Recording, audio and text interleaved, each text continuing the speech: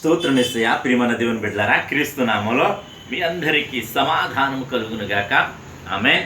ప్రతి దినము దేవుని వాగ్దానం అనే ఆత్మీయ చక్కటి కార్యక్రమంలో మిమ్మల్ని ప్రేమపూర్వకంగా ఆహ్వానిస్తున్న దేవుని బిడ్డలారా, ఎలా ఉన్నారు? బాగున్నారా? ఉదయాన్నే లేచారా? ప్రార్థన చేసుకున్నారా? వాక్యాన్ని కాసేపైనా మీరు చదువుకున్నారా? దేవుని బిడ్డలుగా మరి క్రీస్తుని వెంబడించే వారిగా మరి ఇది చాలా మంచి లక్షణం ఏమిటంటే ఉదయాన్నే లేవడం, ప్రార్థన చేసుకోవడం, వాక్యాన్ని మరి కాసేపు ధ్యానించడం. మరి క్రీస్తు బిడ్డలకు ఇది మంచి లక్షణములు అని మీకు తెలియచేస్తూ మీరు ఎదురు చూస్తున్నారు. ప్రతి దినము దేవుని వాగ్దానం చదువుకుందాం. నేను చదువుతున్నాను. యెషయా గ్రంథము 45వ అధ్యాయము 25వ వచనం. నేనే నా చిత్తానుసారముగా నీ అతిక్రమములను తుడిచివేయుచున్నాను, నేను నీ పాపములను జ్ఞాపకం చేసుకోను. దేవునికి స్తోత్రం. చక్కటి వాగ్దానము ద్వారా ప్రభు నీతో నాతో మాట్లాడుతూ మనకిస్తున్న వాగ్దానం ఏమిటో తెలుసా? నీ పాపములను నేను మరి జ్ఞాపకం చేసుకొనను. ఇంకేమంటాడంటే జ్ఞాపకం చేసుకున్నాను, నేను నా చిత్తానుసారం నీ అతిక్రమం తుడిచివేస్తానంటాడు. దేవునికి స్తోత్రం. హల్లెలూయా. మరి దేవుడు ఎంతగా ప్రేమిస్తున్నాడో ఒకసారి గుర్తిద్దామా స్నేహితులారా? ఎందుకు ఈ మాటలు చెప్తున్నానంటే దేవుడు మనల్ని ఎంతగానో ప్రేమిస్తున్నాడు. దీనికి ముందు వచ్చిన ఏమంటుందంటే మరి మనమాట పాపముల చేత ఆయన చాలా విసికించామట, బాధ పెట్టామట. అయితే మరి ఆయన ఎంత కృపా సంపన్నుడో మరి ప్రేమ స్వరూపియో తెలుసా? నేను పాపిని ప్రభు అని ఒకవేళ నువ్వు ఒప్పుకొనగలిగితే, నేను పాపిని ప్రభు అని ఒప్పుకుని ఆ పాపాన్ని నువ్వు విడిచిపెట్టగలిగితే, నీవు మరి చేసిన అతిక్రమం నువ్వు ఒప్పుకుని విడిచిపెడితే దేవుడు ఏమంటున్నాడు తెలుసా? ఆయన చిత్తానుసారమైన మన అతిక్రమం అన్నట తుడిచివేస్తానంటున్నాడు. అయితే నేను ఎప్పుడైతే పాపిని ప్రభు అని నువ్వు పాపిని ఒప్పుకుని విడిచిపెడతావో, మరి దేవుడు ఎంత ప్రేమ స్వరూపి అంటే మరి ఈ లోకంలో స్నేహితులు కావచ్చు, బంధువులు కావచ్చు, తల్లిదండ్రులు కావచ్చు, భార్య భర్తలు కావచ్చు, ఎవరైనా సరే నిన్ను క్షమించరు కానీ శిక్షిస్తారేమో కానీ నా ప్రభు ఏమంటాడో తెలుసా? మరి ఆయన నువ్వు ఎప్పుడైతే ఒప్పుకొని విడిచిపెడతావో, మరి ఉదయాన్నే చక్కటి అవకాశం దేవుడికి ఇస్తున్నాడు.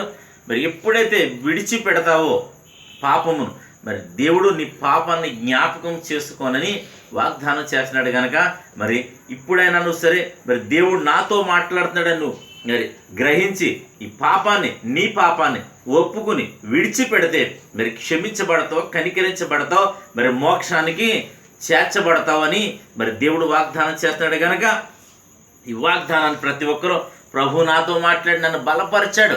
ఒకవేళ నేను పాపిని, నేను అయ్యా నీ రాజ్యానికి నేను పనికిరాను, నిన్ను ప్రభు అని పిలుచుటకు యోగ్యుడు కాను అని ఒకవేళ నువ్వు మనసులో కృంగిపోతున్నావేమో, నా ప్రభువు నిన్ను మరి దర్శిస్తున్నాడు ఈ సమయంలో కనుక ప్రతి ఒక్కరూను ఎవరైతే నన్ను ప్రభు దర్శిస్తున్నాడు అని గ్రహించగలిగితే, నేను పాపినని నువ్వు గ్రహించగలిగితే, నీకు మరి పాపం నువ్వు చేస్తున్నది పాపం అని ఒకవేళ నీకు తెలిస్తే, నా ప్రభు మరి నీవు ఒప్పుకోగలిగితే నిన్ను క్షమించడానికి ఆయన సిద్ధంగా ఉన్నాడు. మరి క్షమించినప్పుడే నువ్వు కనికరించబడతావు, మోక్షానికి చేర్చబడతావు. కనుక ఈ వాగ్దానం నీకోసమే గనుక ప్రతి ఒక్కరూ ధైర్యం తెచ్చుకోండి, ఈ వాగ్దానాన్ని ఎత్తిపెట్టి ప్రార్థన చేసుకోండి. దేవుడి మాటలు దీవించునుగాక. ఆమేన్. స్తోత్రము తండ్రి, వందనాలు యేసయ్యా. ప్రతి దినము దేవుని వాగ్దానం అని ఆత్మీయ చక్కటి కార్యక్రమంలో మీరు ఇస్తున్న వాగ్దానం బట్టి నీకు వందనాలు ప్రభా. అయ్యా నీ ప్రేమ ఎంతో విలువైనది, ఎంతో గొప్పది ప్రభా. నిన్ను ప్రభా శ్రమ పెట్టినప్పుడు నాయన, నిన్ను నీకు సిలివేసినప్పుడు నాయన ఎంతగా మమ్మల్ని ప్రేమించావంటే తండ్రి, వీరేమి చేస్తున్నారు, వీరిని క్షమించు అన్నావు. అదే రీతిగా నా తండ్రి ఈ దినం ప్రభా నీ ప్రజలు ఎవరైతే తమ తమ పాపములు తెలుసుకుని నా తండ్రి యూట్యూబ్ ద్వారా కావచ్చు, షేర్ చాట్ ద్వారా కావచ్చు, ఫేస్బుక్ ద్వారా కావచ్చు, నా తండ్రి ఈ రోడ్డు మార్గం వెళ్తూ చదువుతున్న వారందరి జీవితాల్లో నాయన నేను పాపినని ఎవరైతే గ్రహించి ఒప్పుకుని విడిచిపెడుతున్నారో వారందరి జీవితాల్లో ఈ వాగ్దానాన్ని నెరవేర్చమని ప్రార్థిస్తున్నాను, కనికరించమని ప్రార్థిస్తున్నాను, కృప చూపించమని ప్రార్థిస్తున్నాను తండ్రి.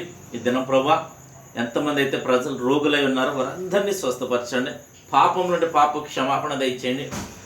అలాగే ఎవరే అవసరతలు ఉంటే ప్రతి ఒక్కరిని విడిపించిన అప్పుల్లో, శోధనలో, ఇబ్బందుల్లో, శ్రమలో, నిందలు, అవమానాలు ప్రభా నీ ప్రజలు ఎంతమంది అయితే ప్రభా బాధపడుతున్నారో వారందరి జీవితాలు వాగ్దానం నెరవేర్చమని ప్రార్థిస్తున్నాను. అలాగే తండ్రి యవనస్తులకు చక్కటి సంబంధాలను గ్రహించమని, గర్భఫలాల నుండి గర్భఫలాలు దయచేయమని, అలాగే తండ్రి మా గ్రామాన్ని, మా రాష్ట్రం, మా దేశాన్ని కాచి కాపాడమని, అలాగే తండ్రి ఆ సరిహద్దుల్లో నెమ్మదిని దయచేయమని, అలాగే ప్రభు ఎంతమంది ఏ ప్రజలు ప్రతి ఒక్కరిని దీవిస్తూ ఆశీర్వదిస్తున్నా తండ్రి. ఈ ఈ దినం పెళ్లి రోజుగా పుట్టినరోజుగా జరిపించుకుని ప్రతి బిడ్డని కూడా నీకు సంవత్సరం అంతా నీ కాపుదల, నీ దయా కిరీటం ఉంచమని వారందరినీ దీవిస్తూ యేసుక్రీస్తు పుణ్యనామటి ప్రార్థన బ్రాతిమాలి వేడుకొంచిన పరమ తండ్రి, ఆమేన్. నేను నమ్ముతున్నాను ప్రియమంది బిడ్డ, ప్రభు మీతో మాట్లాడి మిమ్మల్ని దర్శించడం నేను నమ్ముతున్నాను. కనుక మీరును ఈ వాగ్దానాన్ని అనేక మందికి షేర్ చేయడం ద్వారా మరి అనేక మంది దర్శించబడతారు. తద్వారా మీకు క్షమాపణ, అనేకులు క్షమాపణ, మనందరికీ దీవెన అని తెలియచేస్తూ దేవుడి మాటలు దీవించునుగాక. ఆమేన్.